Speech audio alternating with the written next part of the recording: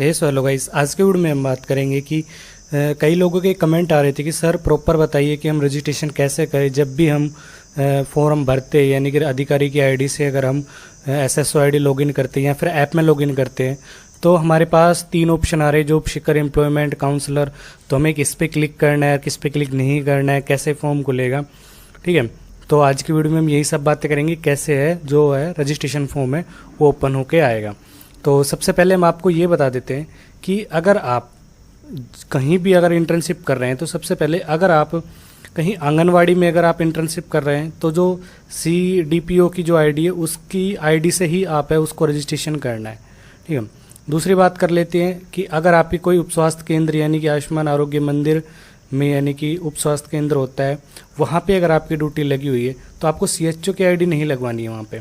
ठीक है, आपको वहाँ पे ANM की जो आईडी है वो आपकी है, ANM की आईडी लगेगी, CHO की नहीं लगेगी, क्योंकि CHO सेमी गवर्नमेंट में आ जाते हैं तो उनकी आईडी है वो नहीं होती है वेरीफाई। तो आपको जो ANM की आईडी उससे आपको करना है। उसके बाद जो भी स्कूल आते हैं वहाँ के आपको हेडमास्टर या फिर जहाँ भी प्रिंसिपल हो उनकी आईडी से है वो आपको जो है इसमें ऐप में लॉगिन करवाना है, या फिर आप डेस्कटॉप मोड पे भी लॉगिन करवा सकते हैं। अगर आप कोई हॉस्पिटल में अगर आपकी ड्यूटी लगी है तो वहाँ पे CSC वाले जो होंगे, जो मेन अधिकारी है, जो गवर्नमेंट है प्रॉपर, कई सेमी गवर्नमेंट भी लगे होते हैं, उनकी आईडी आपको यूज़ नहीं करनी है। ठीक है, तो कैसे आपको जो रजिस्ट्रेशन फॉर्म है वो ओपन होके आएगा ये भी हम आपको बता देते हैं। जब भी आप लॉगिन करते हैं तो आपके सामने 3 ऑप्शन दिखाते हैं, जॉब सीकर, एम्प्लॉयमेंट और काउंसलर। ठीक है, अब जब भी आप किसी मेन अधिकारी, जो सही अधिकारी, जैसे आप ANM या फिर CDPO जिनकी भी आईडी आप लगाते हैं तो आपको डायरेक्ट जब भी आप लॉगिन करते हैं SSO ID से तो डायरेक्ट वो है फॉर्म ओपन होके आता है। अगर आप किसी अन्य अधिकारी की लगाएंगे तो वो है जो फॉर्म है वो ओपन होकर नहीं आएगा। ये चीज़ आपको दिखाएगा जॉब सीकर, एम्प्लॉयमेंट और काउंसलर। जब भी आप सही अधिकारी की आईडी लगाएंगे, यानी जैसे आप ANM की लगा रहे हैं, ठीक है, या फिर CDPO की आईडी लगा रहे हैं, या फिर जो हेडमास्टर है स्कूल के उनके या फिर प्रिंसिपल की आईडी लगा रहे हैं, तो डायरेक्ट वो रजिस्ट्रेशन का फॉर्म है वो ओपन होके आएगा। आप यहाँ जैसे देखेंगे कि जब भी आप किसी सही अधिकारी की आप आईडी लगाएंगे तो आपके सामने जो है डायरेक्ट जो रजिस्ट्रेशन का फॉर्म है वो ओपन होके आएगा। अगर आपके पास जो 3 ऑप्शन दिखाते हैं, जॉब सीकर, एम्प्लॉयमेंट वाला और काउंसिल वाला, तो आप समझिए आपको उस अधिकारी की आईडी है वो मैप नहीं होगी। ठीक है, तो डायरेक्ट जो ये वाला फॉर्म खुलेगा इसमें आप यहाँ पे देखेंगे कि ऑफिसर की आईडी यहाँ पे दिखाई जाएगी, उसके बाद नेम, ठीक है, उनका जो आधार कार्ड में जो नेम है वो आपके यहाँ पे, मोबाइल नंबर, उनका डेजिग्नेशन, ठीक है, उसके बाद उनका जो डिपार्टमेंट है, या फिर आप हेल्थ डिपार्टमेंट, एजुकेशन डिपार्टमेंट, किसी भी डिपार्टमेंट से, तो वो आपको यहाँ पे सिलेक्ट करना। डिस्ट्रिक्ट, कौन सी डिस्ट्रिक्ट जो ऑफिस है, यानी कि जो आपके में नए पोर्टल पे दिखा रहा होगा उसके अकॉर्डिंग आपको यहाँ पे दिखाएगा, जैसे एम्प्लॉयमेंट एक्सचेंजमेंट अलवर, तो या फिर आपका खैरतल तिजारा, या फिर जो भी आपका पड़ता है वो आपको उसके अकॉर्डिंग दिखाएगा। यहाँ पे फिर भी आपको डिपार्टमेंट सेलेक्ट करना पड़ेगा, हेल्थ डिपार्टमेंट, मेडिकल डिपार्टमेंट, वही आपको यहाँ पे सेलेक्ट करना है। अब यहाँ पे कईयों का जो है इंटर्नशिप ऑफिस नेम में है वो यहाँ पे शो नहीं करता है। ठीक है, इंटर्नशिप ऑफिस नेम में यहाँ पे कईयों का डाटा है वो शो नहीं करता है। कई तो जो बोल सकते हैं कि सर्वर एरर की वजह से जो आपका डाटा है वो यहाँ पे शो नहीं करता है। ठीक है, और कईयों को शो कर जाता है तो ठीक है, अगर कईयों को नहीं करता है तो आपको बाद में ही वो ट्राई करना है। ठीक है, ये सब डिटेल आपको फिलअप कर लेने के बाद आपको जो सबमिट वाला ऑप्शन है इस पर आपको क्लिक करना पड़ेगा, यानी जो बाकी जो डिटेल है आप इनको फिलअप कर लेते हैं। फिलअप करने के बाद आप सबमिट कर देना। सबमिट करने के बाद जो आपकी आईडी है वो DO के पास चली जाएगी, DO उसको वेरीफाई कर देगा। वेरीफाई होने के बाद आपके में जो इंटरफेस दिखाएगा वो भी हम आपको दिखा देते हैं। उसके बाद आप यहाँ पे देखेंगे जब भी आप अपनी आईडी है वो मैपिंग के लिए भेज देते हैं, आपकी जब आईडी वो वेरीफाई हो जाती है DO के पास से, ठीक है, तो डायरेक्ट आप यहाँ पे देखेंगे इंटर्नशिप जो ज्वाइनिंग का दिखाएगा और आपको इंटर्नशिप अटेंडेंस के जो ऑप्शन है, ये 2 ऑप्शन आपको वहाँ पे शो होंगे। ठीक है, तो आपको ये चीज़ ध्यान रखनी है कि आप जब सही अधिकारी की आईडी लगाएंगे तो ही आपको जो है रिक्वेस्ट फॉर्म का जो ऑप्शन है वो देखने को मिलेगा। अगर आप गलत अधिकारी की आईडी लगाते हैं तो उसमें नहीं दिखेगा आपको। तो हमने स्टार्टिंग में आपको बता दी किन किन अधिकारी की जो आईडी है वो आपको फिलअप करवानी है। ठीक है, अब उसके बाद जब ये आपके पास ऑप्शन ऑन होके आ जाते हैं तो आपको सबसे पहले आपकी जो ज्वाइनिंग हो आपको वो ज्वाइनिंग करनी है सबसे पहले। ठीक है, आपको ज्वाइनिंग करनी होगी। ज्वाइनिंग के बाद ही आप इंटर्नशिप की जो अटेंडेंस है वो अपलोड करेंगे। तो जैसे ही आपकी आईडी वेरीफाई हो जाती है उसके बाद आप यहाँ पे देखेंगे इंटर्नशिप ज्वाइनिंग वाले, इस पर आपको क्लिक करना है। उसके बाद जो आप यहाँ पे देखेंगे कि डैशबोर्ड के नीचे ही ज्वाइनिंग पेंडिंग लिस्ट दिखाएगा आपको। यहाँ पे जो भी बच्चा आपके पास इंटर्नशिप कर रहा है उसकी जो डिटेल है, यानी कि आपका रजिस्ट्रेशन नंबर, वो यहाँ पे आपको फिलअप करने है। रजिस्ट्रेशन जैसे ही आप सर्च करेंगे तो जो डिटेल है उनकी जो डिटेल है आपके सामने ओपन होके आ जाएगी। उसके बाद आपको यहाँ पे दिख रहा होगा अप्रूव ज्वाइनिंग वाला जो ऑप्शन है, इस पर आपको क्लिक करना है। जैसे आप अप्रूव ज्वाइनिंग पे क्लिक करते हैं, आप यहाँ पे देखेंगे कि आपको यहाँ पे देखने को मिलेगा डिपार्टमेंट अलॉटेड डेट, ठीक है। तो आपको यहाँ पे अपनी जो डिपार्टमेंट जब भी आपको अलॉट होता है, यानी आपकी जो ज्वाइनिंग डिटेल है वो आपको यहाँ पे डेट है वो सिलेक्ट करनी है, कब आपकी जो ज्वाइनिंग है वो हुई थी। तो ये जो ज्वाइनिंग डेट है आपको अपने जब भी आप अपनी SSO ID ओपन करेंगे तो वहाँ पे आपको जो ज्वाइनिंग डेट है वो दिखा देगा। तो वो ज्वाइनिंग डेट आपको यहाँ पे सिलेक्ट करनी है। जो ज्वाइनिंग डेट सेलेक्ट करने के बाद आपको सिंपल सा है वो सबमिट वाले ऑप्शन पे है वो क्लिक कर देना है।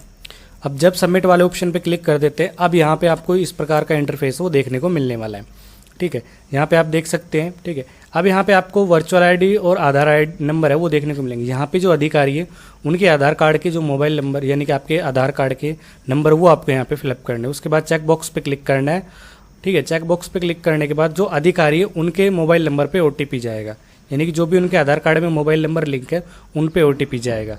तो जैसे ही उनके आधार कार्ड में जो भी रजिस्टर्ड मोबाइल नंबर होते हैं उन पे जो OTP है वो चला जाता है, तो वो OTP यहाँ पे सबमिट करना है और यहाँ पे इसके बाद आपको सिंपल सा सबमिट वाले ऑप्शन पे क्लिक कर देना है। अब आपको जो है जो आपकी ज्वाइनिंग है वो सफलतापूर्वक हो गई है, ठीक है। जब आपकी ज्वाइनिंग कंप्लीट हो जाती है उसी के बाद ही जो आप अपनी अटेंडेंस है वो अपलोड कर पाएंगे। तो अब आपको क्या करना है, आप यहाँ पे देखेंगे कि मंथ अटेंडेंस पेंडिंग ये वाला ऑप्शन दिखेगा।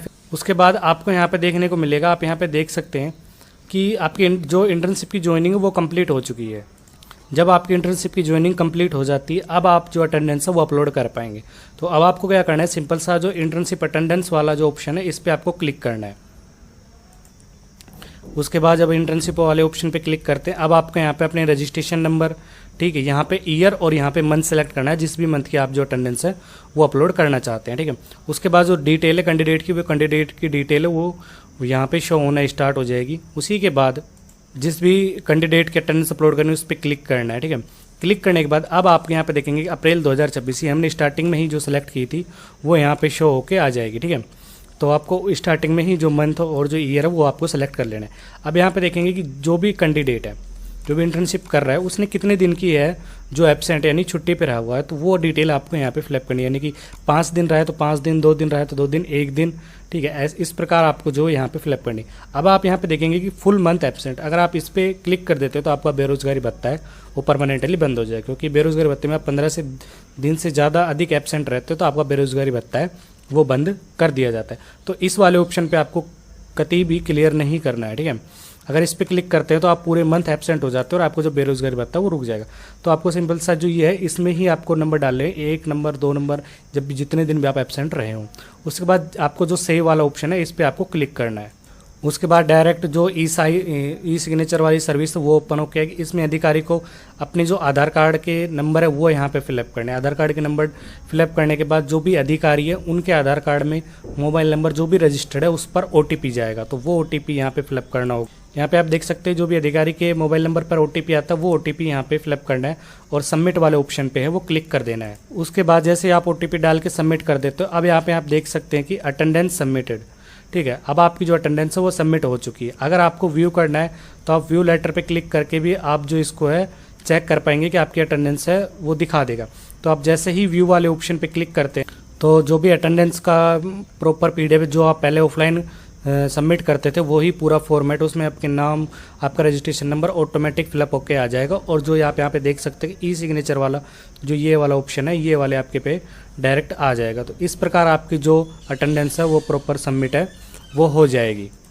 उसके बाद अगर आपकी कोई क्वेरी है तो आप कमेंट सेक्शन में कमेंट कर देना, उसका रिप्लाई आपको मिल जाएगा। तो इसी प्रकार था कि आप कैसे है वो अपनी जो कई लोग बोल रहे थे कि जो 3 ऐप जो यानी कि 3 ऑप्शन शो कर रहे थे अब वो ऑप्शन शो नहीं करेंगे, क्योंकि अगर आप सही अधिकारी की जो ID है वो लगाएंगे तो ही आपका जो है रजिस्ट्रेशन का OTR है यानी कि जो रजिस्ट्रेशन फॉर्म है वही ओपन होकर आएगा। स्टार्टिंग में मैंने बता दिया कि किन किन अधिकारियों की जो ID है उसी से ही रजिस्ट्रेशन होगा। सो आई होप आपको वीडियो अच्छी लगी। अगर आपको वीडियो अच्छी लगे तो हमारे चैनल को सब्सक्राइब कीजिए ताकि ऐसी नई वीडियोज़ आपके सामने हम लाते रहें। Thanks for watching.